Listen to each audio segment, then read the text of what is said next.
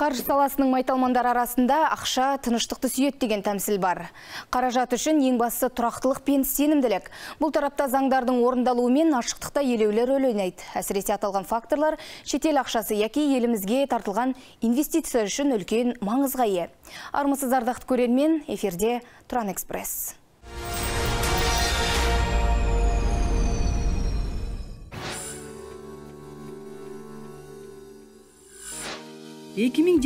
жылдың биринчи жарымында Кыргызстанга 628 миллион доллар инвестиция тартылып, анын 483 миллиону өлкөдөн чыгарылган. Кыргыз Республикасынын министрлер кабинети инвестициялык климатты жакшыртуу үчүн бардык шарттарды түзүп, ачык айкын салык саясатын жүргүзүп жатканын билдирет. Ишкерлер көз карандысыз сот системасы орномоюнча бизнес улам чет өлкөгө кетип турарын айтышууда. Улуттук статистикалык комитеттин маалыматына карасак, жыл башынан баштап июнь айына чейинки аралыкта Кыргызстанга 628 миллион доллар инвестиция тартылган. Анын ичинен 382 миллион доллардан ашыгы өнөр жайдан, 73 миллиондон көбү Тоо-Кен тармагынан келген.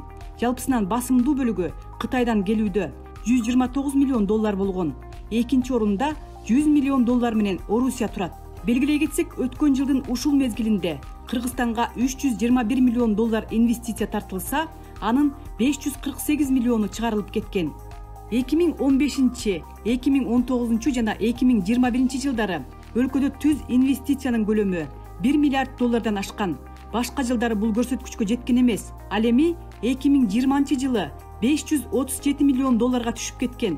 Өлкө бийлиги муну коронавирус пандемиясына байланыштуу дүйнөдөгү кырдаалдан улам экендигин түшүндүрдү.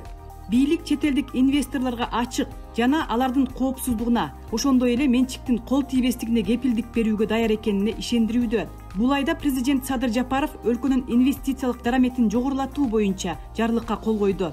Мындан тышкары, улуттук инвестициялык агенттик түзүлдү.